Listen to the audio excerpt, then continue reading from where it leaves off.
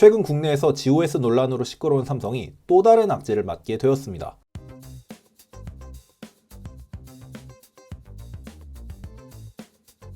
안녕하세요. 한 주의 IT 테크 뉴스를 전해드리는 기술지원TV입니다. 이번 3월 4주차에는 어떤 일들이 있었는지 간단하게 살펴보도록 하겠습니다. 우선 3월 21일자 전자신문입니다.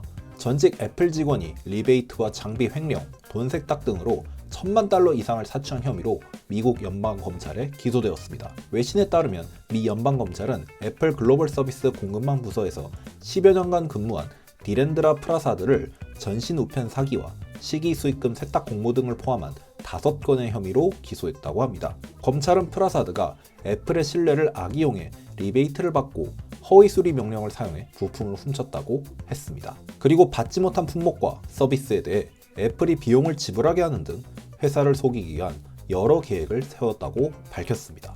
이 과정에서 애플의 부품을 공급하는 협력업체 2곳이 프라사드와 불법 공모한 것으로 조사되었는데요. 이를 통해 애플이 본 손실은 $10,000,000가 넘어간다고 합니다.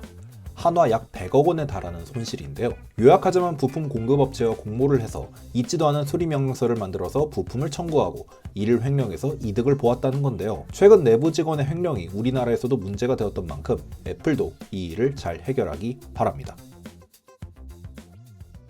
3월 24일자 인벤 뉴스입니다.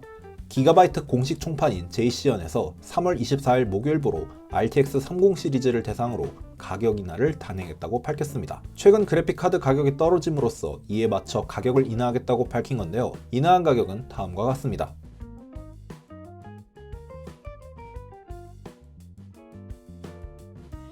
하지만 보시면 아시겠지만 여전히 소비자들에게는 와닿지 않는 가격대인데요. 제가 쇼츠 영상을 통해 소개드렸지만 RTX 3070을 60만원 후반대에서 70만원대 초반에 구매할 수 있었던 만큼 제가 구했던 가격대 그 이하로 떨어져야 제대로 된 정상 가격이라고 볼 수 있을 겁니다. 사실 이 정도 가격도 충분히 마진 남기는 가격일 텐데 언제쯤 정상가로 돌아올지 그 기추가 주목됩니다. 마지막으로 3월 24일자 머니에스 기사입니다. 최근 국내에서 GOS 논란으로 시끄러운 삼성이 또 다른 악재를 맞게 되었습니다. 바로 소송의 나라 미국에서 소비자 집단 소송에 직면한 건데요. 샌프란시스코 소재 법률사무소는 최근 이와 관련된 법적 소송을 진행한다고 밝혔습니다.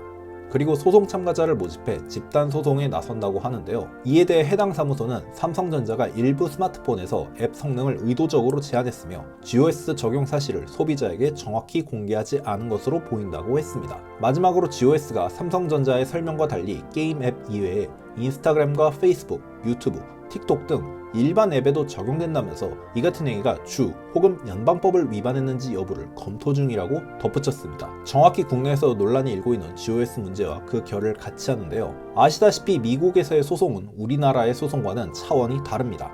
벌금도 어마어마하죠. 애플이 배터리 게이트로 어마어마한 벌금을 냈던 걸 생각하면 바로 이해할 수 있습니다. 이에 대해 국내에서는 애플도 그러지 않았냐?